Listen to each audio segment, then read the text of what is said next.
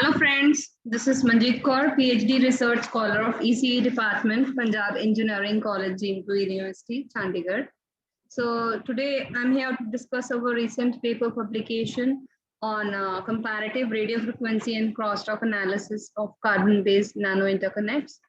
This paper is published in IET Circuits, Devices and Systems, and the author of this paper is Manjeet Kaur, Dr. Neena Gupta, Dr. Sanjeev Kumar, Dr. Balwinder Raj, and Dr. Arun Kumar Singh. So let's start the discussion.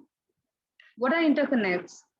Interconnects are primarily the fabric of wires used for distribution of clock, power supply, ground, and other signals in an integrated circuit. Interconnects are divided into three types in a typical integrated circuit. Global level interconnects, these are the top 3 to 4 layers in an IC with length greater than 500 micron meter. These are the longest wires which dominates the performance. Further, intermediate level are those which are used to connect global level wires with the local level, and its length is greater than 100 micron meter to 500 micron meter. And local levels are the wires, or we can say interconnects, which are used to connect the transistors and logic gates. And these are the last 2 to 3 layers, which is having typical length less than 100 micron meter. So there are many issues in copper interconnects due to scaling down to nanoscale feature size. And at higher frequencies, there is issue of distribution of electric field and current, which is not uniform, and it causes a skin effect, which further increases the AC resistance, delay, power consumption, EDP. And the solution for this problem is we need to identify and do tailoring of novel materials having a higher conductivity, mean free path, and momentum relaxation time. Further, to overcome this, in this paper, we have done intercalation doping. So let me discuss one by one what we have done in this paper. So in this paper, we have done modeling and RF analysis of MLGNR as well as for multi-wall CNT based interconnects. And the equivalent pi-type escape model is used to extract all the RF and crosstalk parameters. And the RF-centric parameters we have computed is skin depth, transfer gain, and 3 dB bandwidth. Further, stage 2 intercalation dopant layer is inserted between the layer of graphene to enhance the performance, such as in terms of conductivity, mean free path, momentum relaxation time of MLGNR interconnect. So this is the typical representation of both the type of interconnects, MLGNR as well as multi-wall CNTs, kept in an interconnect structure, like in a 3-line bus architecture above the ground plane. In this way we represent, or we can say in a bundle, the 3 multi-wall CNTs are stacked in a single interconnect as a bundle. Further, these are the analytical equations we have used for multi-layer graphene nano ribbon based interconnects to compute the resistance model. It is computed in terms of contact resistance, quantum resistance, and scattering resistance, and the total is calculated as a summation of twice of the contact resistance plus scattering resistance, which is function of interconnect length. Further, to calculate the conducting channel for MLGNR for armature and zigzag, these are the typical formulas we have used. So these are the various inductance and capacitance equations we have used in this research work to compute the kinetic inductance, magnetic inductance, further the quantum capacitance and electrostatic capacitance. Further, for multi-wall CNT based interconnects, these are the typical model equations for resistance. And firstly, the number of shells in multi-wall CNT is calculated with this formula, and the number of conducting channels in a single shell. So after calculating the number of conducting channel in single shell, and as the diameter varies by difference of van der Waals distance, that is 0.34 nanometers, the number of shells for each shell, it is calculated and Further, these formulas are used in calculating the quantum resistance, scattering resistance, and equivalent resistance we have calculated. These are the equations we have used to compute the inductance model of multi-wall CNT based interconnects. Here, the per unit length kinetic inductance for multi-wall CNT is calculated by this analytical equation. Further, the per unit length magnetic inductance for multi-wall CNT is calculated by this formula. Generally, the magnetic inductance is 1,000 times lesser than kinetic. So, in this work, we have ignored the effect of magnetic inductance.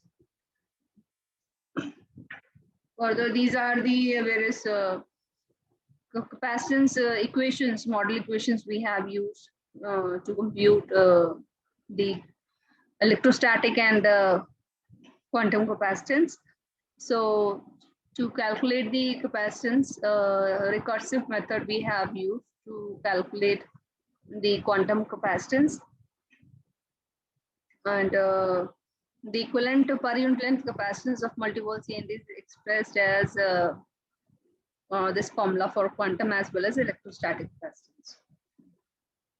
Since the multi-wall CNTs are kept in a bundle, so these are the typical analytical equations we have used to calculate the number of multi-wall CNTs that can be stacked, or we can say arranged in a bundle across the width and height of multi-wall CNT.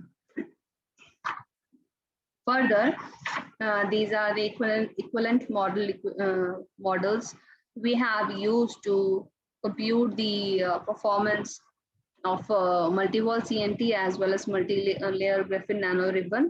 And here we have used simplified PyTet escape model, which is 29 times, or we can say percent more accurate as compared to the T-type model. So after extracting the RLC equations in this arrangement, we have used this model, and the performance parameters are computed. Further, firstly, we have done the transient analysis where delay response is calculated for all the four materials: copper, neutral MLGNR, ASF5 doped MLGNR, and multi-wall CNT at 14 nanometer technology node. Here, by varying the interconnect length from 100 micron meter to 1000 micron meter, the delay is computed, and here it is observed that as the interconnect length increases, the delay increases.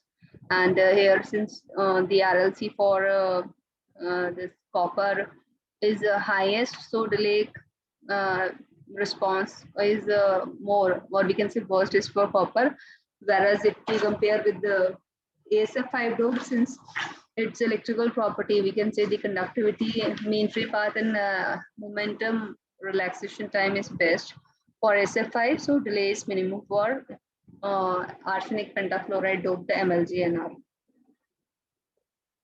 Further, the energy delay product is computed, and for length 100 to 1000 micron meter, and here it is observed this generally EDP should be lesser. This is the noble parameter to view the performance of an interconnect, and it should be generally lower. So here it is observed that for ASF5 to MLGNR, the EDP is minimum, whereas it is worst, or we can say highest, is for multi-wall CNT. Further, the RF analysis of multi-layer graphene nanoribbon based interconnect has been carried out, and the RF behavior is studied in terms of skin depth, transfer gain, and 3 dB bandwidth. And firstly, we're discussing the skin depth. Skin depth is represented by the expression del is equals to del dash. Del dash is the low frequency response, is the depth at low frequencies, or we can say DC frequencies. So which is equals to square root of 2 divided by omega is angular frequency, mu naught is permeability at free space, and sigma is the conductivity of the material we have taken. So this is the complete expression we use, where it is taken as omega tau.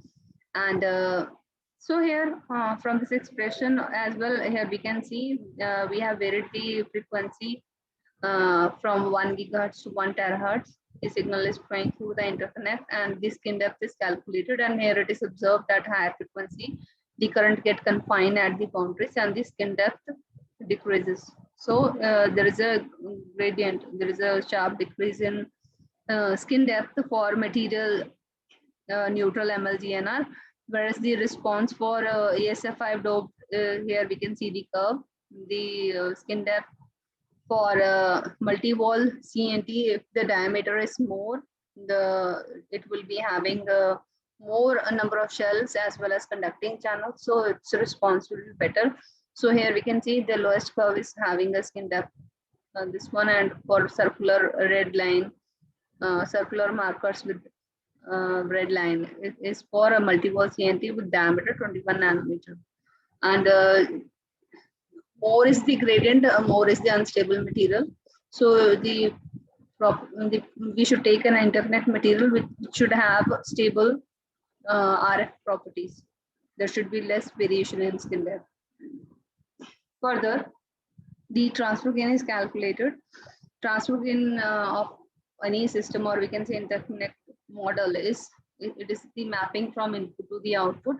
So that is calculated. Further, the 3 dB bandwidth, which is the novel parameter to demonstrate the RF behavior of circuit or system. What is the highest frequency till the circuit or system will perform faithfully. So firstly, here in the left plot, from 1 megahertz to 1 terahertz, the frequency is varied and transfer gain is calculated. And here it is observed as the frequency increases, the gain falls. So reason is here the RLC increases, so gain falls.